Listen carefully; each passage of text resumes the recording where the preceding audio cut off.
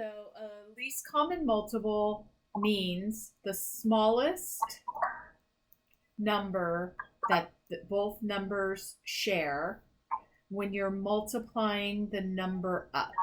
That's basically what it is. So what does that mean? If I had 5 and 8, it means I'm basically going, what is 5 times 1? It's 5. What is 5 times 2? 10. What is 5 times 3? 15. We also call that skip counting, right? So that's pretty much what it is.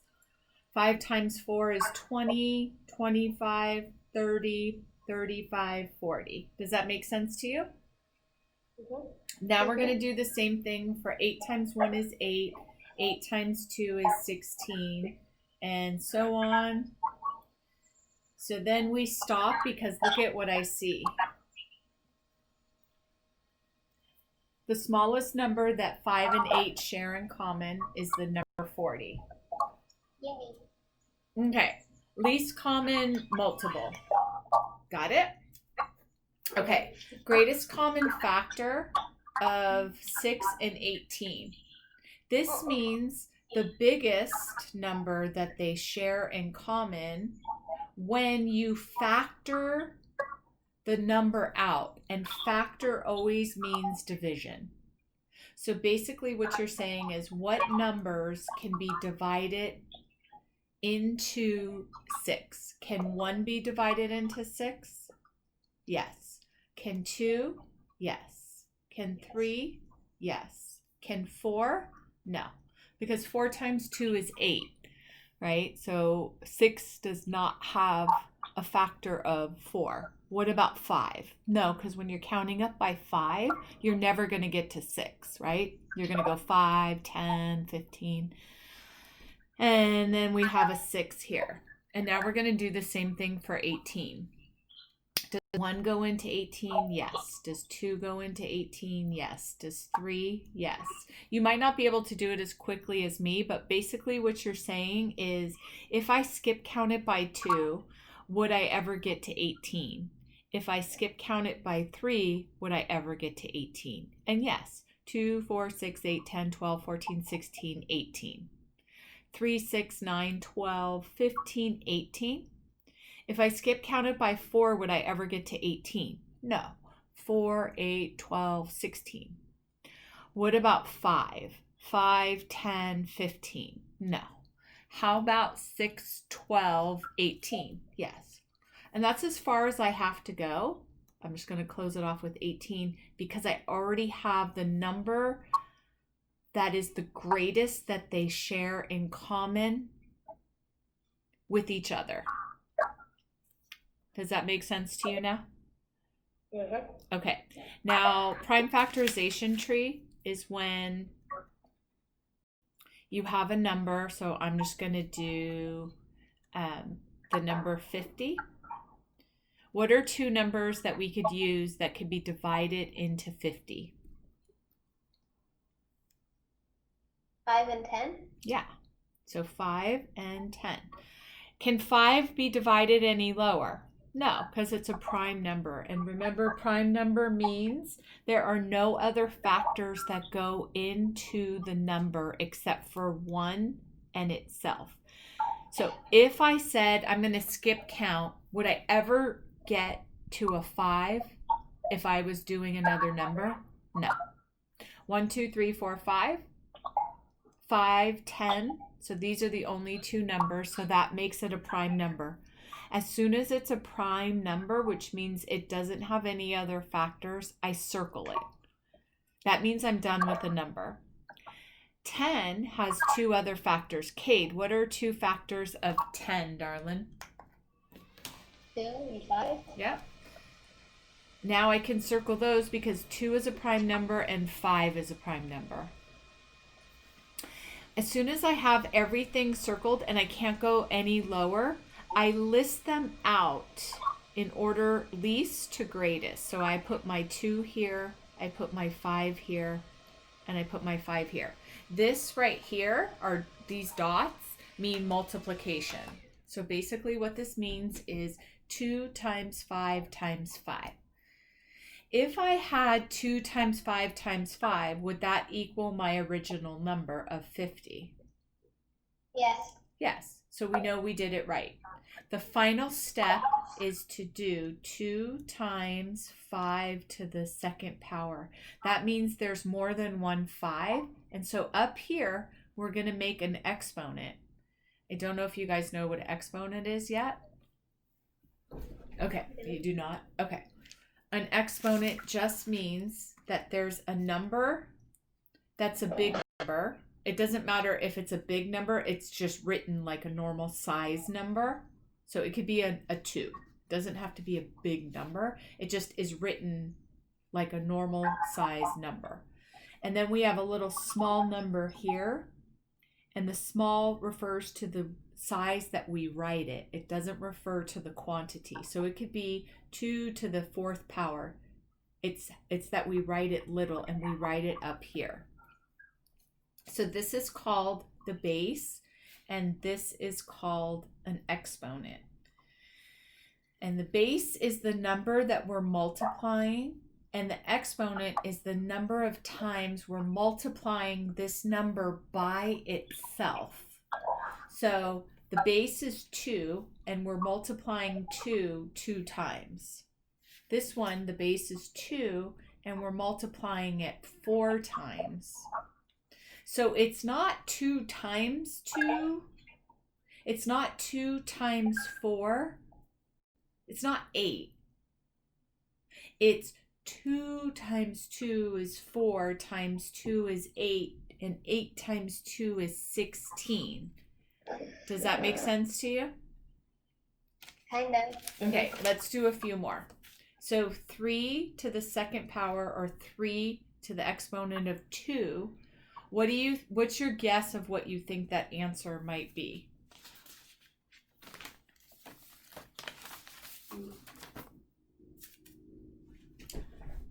What do you think 3 to the exponent of 2? What's the answer?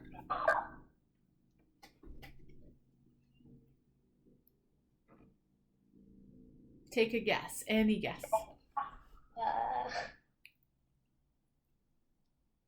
Wait, a number?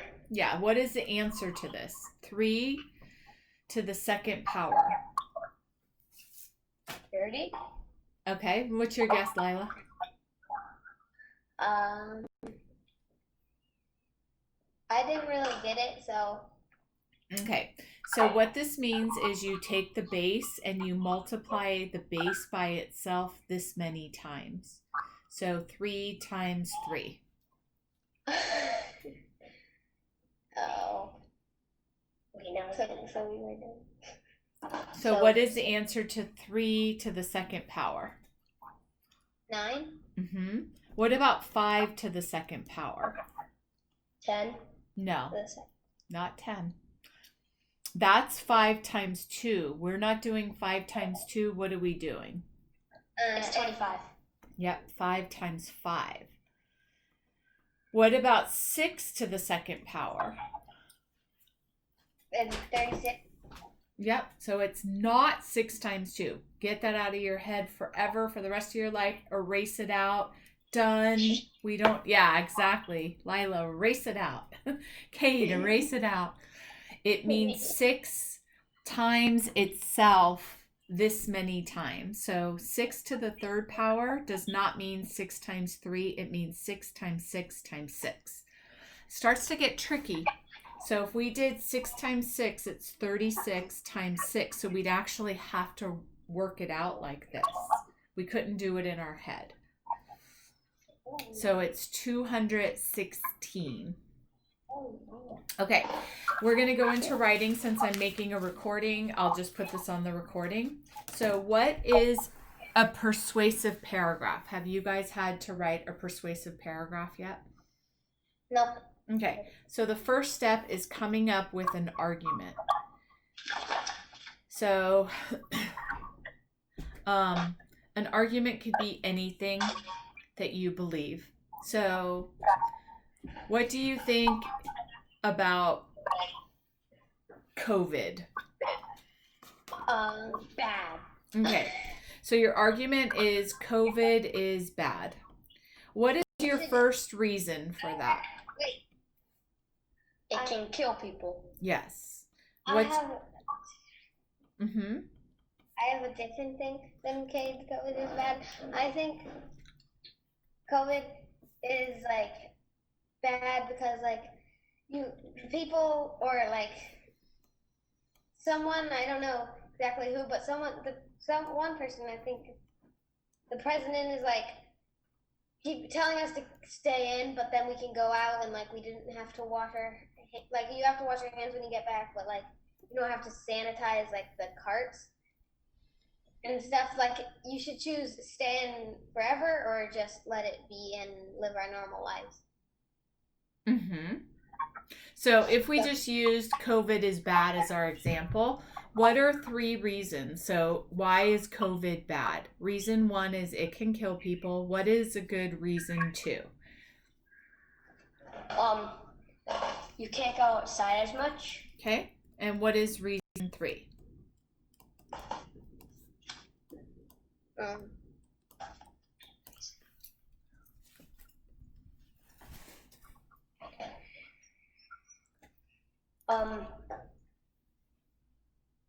If you do go out, you have to wear a mask and you have to stay 6 feet. Or you can't go to school. Yeah, you can't go to school.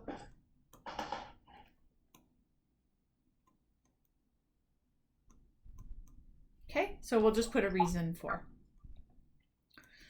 Reason for you can't go to school. So does that make sense so far? We're telling people this is our belief. COVID is bad.